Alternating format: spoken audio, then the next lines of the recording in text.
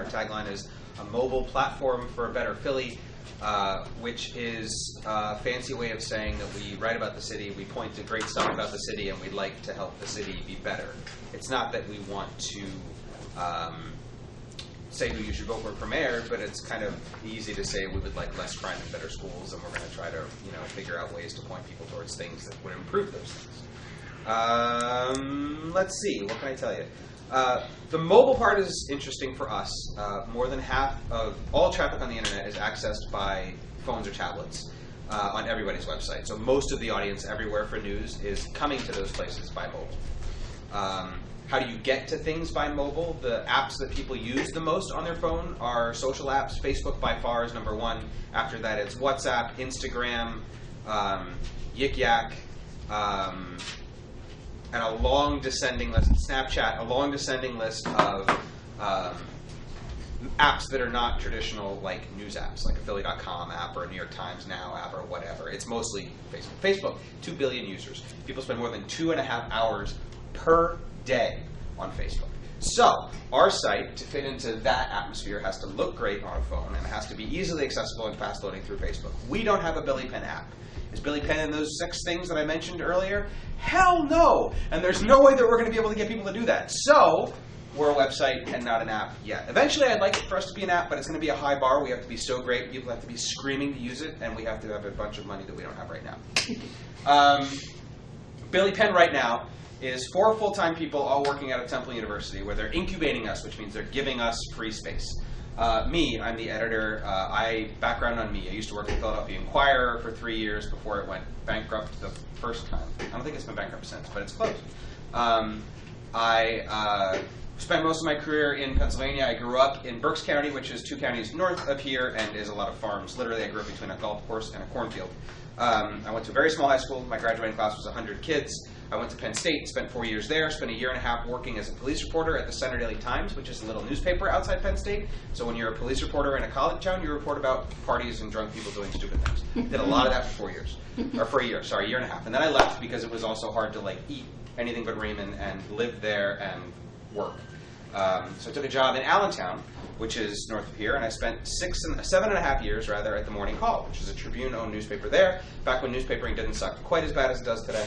Did digital stuff there for 7 years, producing the website, producing radio content, multimedia stuff, videos, museum exhibit, Jumbotron thing that played at a concert, all kinds of cool stuff. And I left when the Inquirer called because of the Inquirer. So I came here for 3 years. I watched the Phillies win a World Series. I watched Barack Obama get elected. Both times there was a spontaneous parade down Broad Street right in front of my building with drunk kids running this way from Temple. And the first crowd was more white and more drunk, and the second time was more multicultural coming down this way, Broad Street. It was the most fun you could have in 2 weeks apart. And then I left because the paper went bankrupt, and I had 2 kids, still have those, and I wanted to be able to feed them. And not take a pay cut or not deal with furloughs, which is what the staff has done there since. So I went to Hollywood for 4 years, and I spent time at both Variety and The Hollywood Reporter, covering the Oscars and the Emmys and the Grammys, and Princess, whatever her name is, and Will and whatever her name are, walked right behind me at one of the Variety's events, got to meet Steven Spielberg, don't care about celebrity, once called the Oscars the Emmys and with a straight face and didn't care. I literally don't care about that. I spent 4 years there sort of hating that, so when the guy that isn't my current boss said, hey, I might be starting a thing in Philly, I don't think he even finished Philly, and I was moving. So I'm back. We've been doing this now. I've been working on this since the idea for what became this, probably since February. I went full-time, though, in July. I was the first employee. I have 3 employees working for me right now. One is a community manager. Her name is Shannon McDonald. She's a Temple grad and a Philly native who used to work for Newsworks in the city. And I have 2 full-time reporters/curators, and we'll get to the curation in a second. One of the reporter-curators is named Anna Orso. She's been out of Penn State for a little more than a year. The other is named Mark Dent. He's been out of college for about 4 years, but he worked for the Dallas Morning News and the Pittsburgh Post-Gazette since he graduated. So both pretty decent news organizations. We have a guy on contract who does biz dev. We have somebody on contract who does product. We have a designer on contract, and we have a couple of developers on contract. So all the other roles are not full-time jobs, right?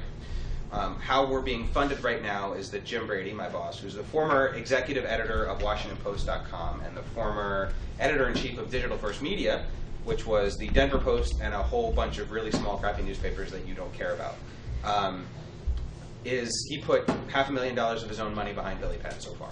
So he's got that money stocked aside. It's paying our salaries. It's enough to give us about 1.5 years of operating capital.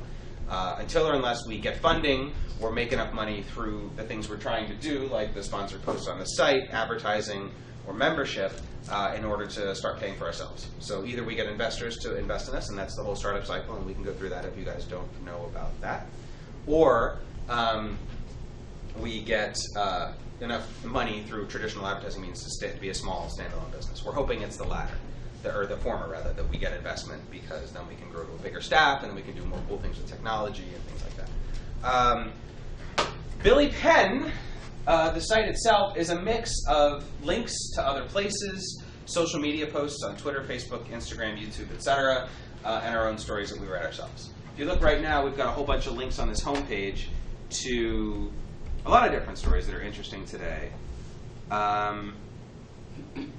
These green tabs are stories on Billy Penn. And a story on Billy Penn is a little bit different. We have a WordPress. You guys use WordPress? Yes, no? Played with WordPress before? I'll show you how we use WordPress. It's a little bit different. Stories for us are made up of entities. And an entity can be an article that we write. It can be a YouTube video, a tweet, an Instagram post, or a link somewhere else. So if you scroll down on this story, you can see for the mayoral race, we're gathering all the things that people are writing, saying, or doing about the mayoral race. And if you follow this story on Billy Penn, you can enter your email, and we'll shoot you an email when new stuff happens. That's one of the things we'd like to do on the site. You have this functionality on a website right now called Circa, but it's an app, so it only works on the iPhone, and it's like USA Today, kind of, like those kinds of big stories, national stories, like weather problems or big national sports stories or whatever. And we're local, we're just Philly. These are an example of some of the original content that we've been doing. We found these 8 chefs. Wrong link. I got to get used to using it. I haven't used a PC in literally years. And then I spoke at 2 colleges in the past 2 weeks and have PCs at both places. I was like, for real? Seriously? Sorry, that has nothing to do with you guys and everything to do with the way I'm just used to using technology. Today's story.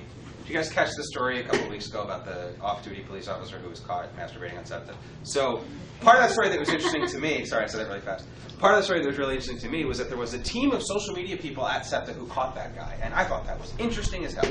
So we went out and did a story about them.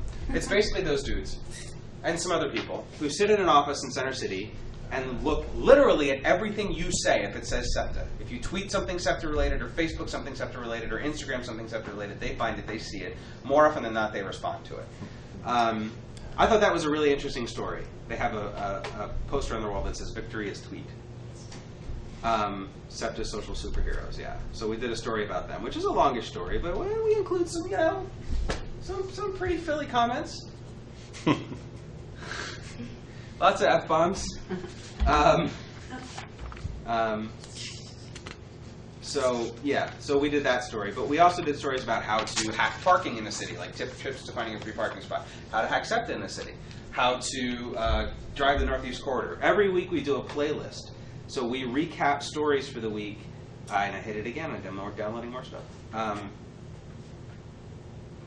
We recap the news through music. We've done a lot of coverage of ride sharing. UberX is a huge story in the city. You guys know what Uber is, right? Uber and Lyft, and the cab company, the state agency that regulates the cab company is fighting with Uber in the city. They had cops on horses pulling over cars through a ride sharing app, which is like the biggest metaphor for a city struggling with technology that I've ever seen. So we covered that. Our reporter happened to see it happen, took a picture, and it was the only picture anyone's ever taken of that. So that was kind of a big early traffic bounce for us. We do a lot of explainers. A lot of, here's how this works, here's how this happens. So we have an explainer coming on something called the Philadelphia Land Bank. Yesterday, we explained casinos in the city because there's a new casino license just got awarded today, and we have that link on the site. The idea of curation, of linking out to other places. I have 4 people, and myself included. We can't possibly cover the city of 1.5 people by sending people everywhere because they're not there. But there's 500 journalists working in Philadelphia for the newspapers, television stations, people who cover the Eagles, people who cover the Sixers, the Flyers, the Phillies. All I have to do is point to their story and say, that's a great story. You should go read it. And that way the theory is people will come back to us because they know, even if you send people away all day, they'll come back because they know they found it at Billy Penn. There's another great business that sends people away all day. It's called Google. You're doing okay. So the theory is that we sort of become that kind of hub for Philadelphia. The second part, this is that first part of the strategy, build an audience, build a community. We have a voice. I've cursed in the newsletter that we send every day. We reach about 950 people every day through a newsletter that I write and send every day. I've cursed in headlines on there. And I got one email from somebody that I will treasure always that asked me if I was further eroding the ethics of digital journalism by using a cuss word. And I'm like, dude, no, I'm not taking money for this. I'm not killing stories based on payments. I'm not fluffing up. I'm impartial and independent. And I said, shit. Who cares? I truly believe you all are old enough to hear that word and understand that it's a way to get you interested in a story that you might not care about, which is a big part of what we're trying to do. And so far, we're pretty happy with the results. More than 75% of the people who found us are from Philly. More than 55% of the people who found us are under age 35. That's exactly what we're going after. We're going after millennials in Philadelphia, and we're going after them on their phones. Because there are super interesting things you can do with advertising on these things that no one has really touched yet. Things that are location aware. This phone, if you're walking past a place that has a sale, should buzz in your pocket so you know. That's the next generation of that stupid Sunday circular that your parents get, that you throw away all the time, or got, your grandparents may still get. Questions, comments, concerns so far? I don't know if I understand, but where did the name come from? We used to be called brother.ly, brotherly, and we changed the name to Billy Penn. Are you from Philly? No, DC. Okay. Did you ever drive past City Hall? Yeah. You know what the statue is on the top of City Hall? Yeah. William Penn. You know what everybody calls it? Billy Penn. Do you know why? You know why? So all the buildings in the city that are taller than City Hall are newer. Because in the 70s, those two pointy skyscrapers, Liberty 1, Liberty 2, went up above City Hall. When those two buildings went up, the city sports team stopped winning championships. They called that the curse of Billy Penn, because those buildings were taller than City Hall, therefore Billy Penn cursed the sports teams. When the Comcast building went up in 2007, they put a little bitty statue of Billy Penn on top of it. That year, the Phillies won the World Series. So that broke the curse of Billy Penn. Okay. Sure. We picked that name, by the way, because brotherly, everybody knows Philly as the city of brotherly love. But people from Philly only use that ironically. Like, oh, you're from Philly. It's a city of brotherly love. You throw snowballs at Santa Claus. Oh, you arrest Billy Jesus. It's a city of brotherly love.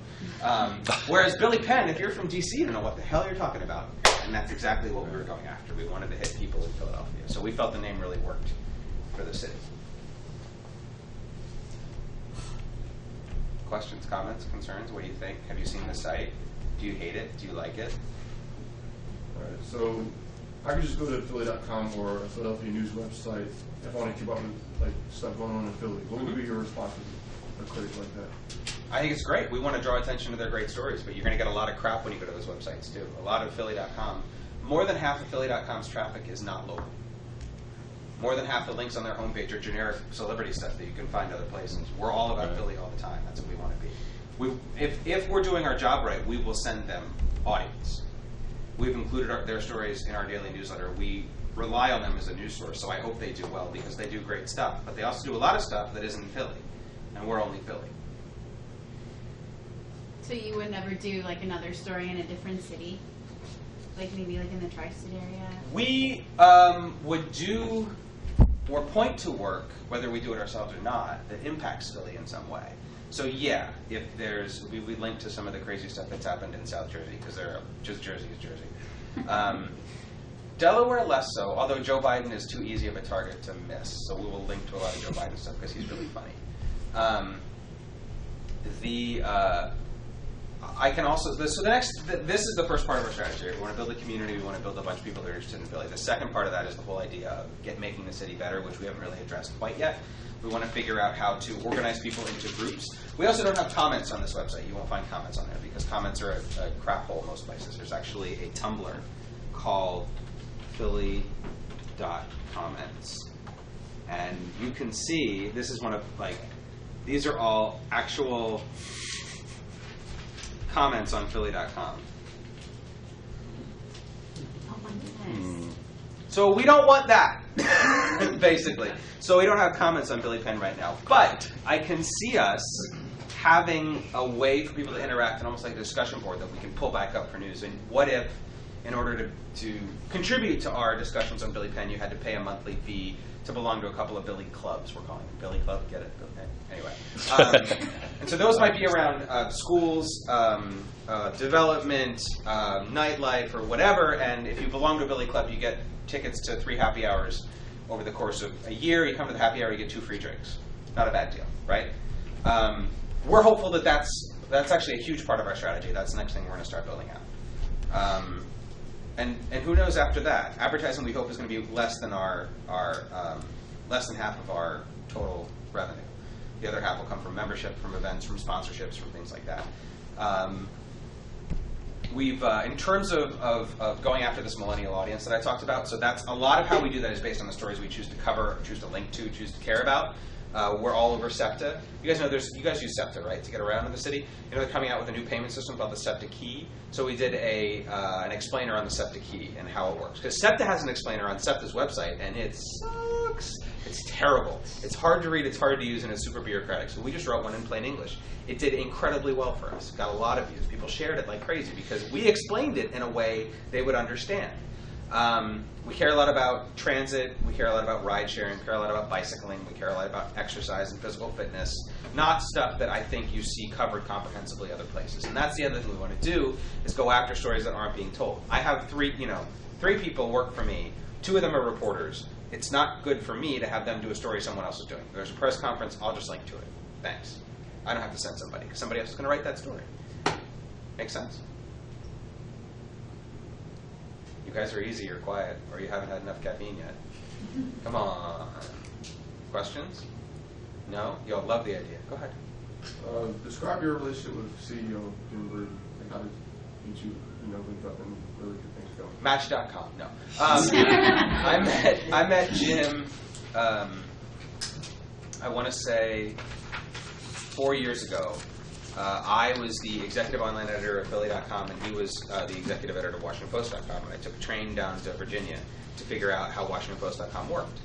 And I met with him for a few hours and met with his staff and sort of watched the Post's website back when they were in a separate building. And then Jim and I stayed in contact over email for, now, actually that happened about 6 years ago, to be honest with you. It happened when I was still at the Inquirer.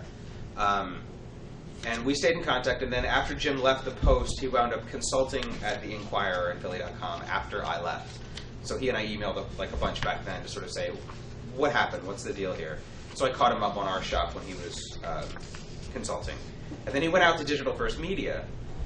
He was the editor-in-chief there while I was in Hollywood, and we met a couple more times because I was trying to leave Hollywood, and he was trying to come up with a way to get me to Digital First. And nothing sort of came together there until he started thinking about Philly again and how to cover Philly. And so Digital First, I was consulting for Digital First while we were trying to figure out something to do together. Digital First disbanded the unit that Jim had created in New York of 50 journalists called Thunderdome, which was a kind of an innovation lab for the company.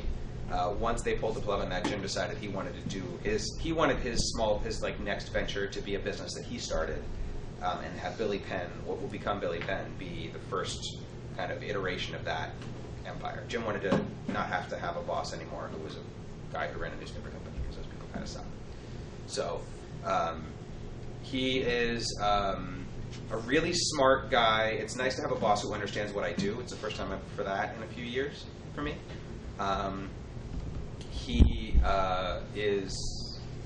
He's really great. He's a good guy to work for. I like working with him. Is he originally from Philly too? He is from Great Falls, Virginia. He was born on Long Island, so he's a Jets fan. So we have him to blame for Mark Sanchez. No. But I vividly remember him tweeting during the butt fumble. He's a huge, Twitter guy. And so, but he has to deal with Michael Vick. So, I mean, it's awesome. Well, no, just because it seems like you have to have a lot of passion for Philadelphia to want to pursue this website, and he's not from Philly. It's like... Why?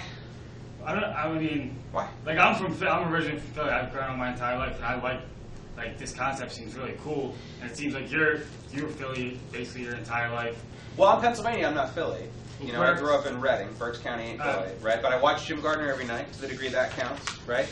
My dad had that on, and I used to just listen to KYW in the car. But no, I'm not of Philly. And I would say, to me, the fact that somebody who has a lot of experience in digital media and wants to put money into Philadelphia, I shouldn't have to disqualify him based on the fact that he's not from here. Like, that to me doesn't matter. He likes Philly. You know, he'll probably wind up getting a place here, renting an apartment here because he's going to be here a few days a week. And he's teaching a course at Temple with me. So he teaches Tuesdays, I teach Thursdays. He's there all semester. He's in town a lot. Is he of Philly and from Philly? No. The guy who, the Enquirer once upon a time was the smaller newspaper in Philadelphia. There was a bigger paper here called the Bulletin, and it was here for many, many, many years. When the owners of the Enquirer was a guy named Walter Annenberg, who was kind of a super political hack for the Republican Party, he would be in this habit of sending his reporters to press conferences to ask them questions, and then when they denied whatever the reporter asked, that would make it into the story. You know, do you beat your wife? No. Senator so-and-so denied beating his wife in a press conference. Like, that kind of crap was what Walter Annenberg's Enquirer did. No, seriously. Annenberg sold his newspaper to the Night chain, John S. and James L. Knight. The Knights hired a guy from the New York Times named Gene Roberts to run the Enquirer. Gene Roberts is from the South, and he came here from New York City, and he turned the Enquirer into a machine that won 17 Pulitzers in 19 years. He wasn't from Philly, but he knew journalism and he knew news. He knew newspapers, let's put it that way.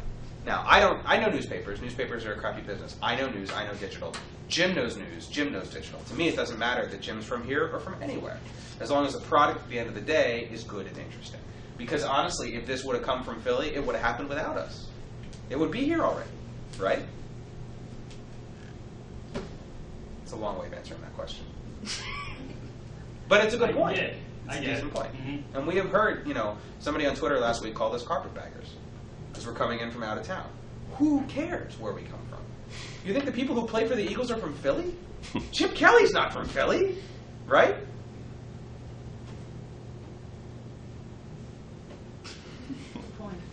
I read a quote online. It said, Brady is only the latest in a long line of philanthropists, hedge funders, and would-be visionaries who are about to revive the city's beleaguered news media. So what would you think would make Philly Pen different from those other media sites that have tried before you to do something like this? Jim and I have a lot of experience building audiences, places. I hope that gives us somewhat of a leg up, but it's not a guarantee that we're going to succeed. I honestly don't know whether they're going to succeed, but I work in media in the year 2014, so an 18-month job sounds pretty great to me, given that everywhere else, the new publisher of the Enquirer, who literally has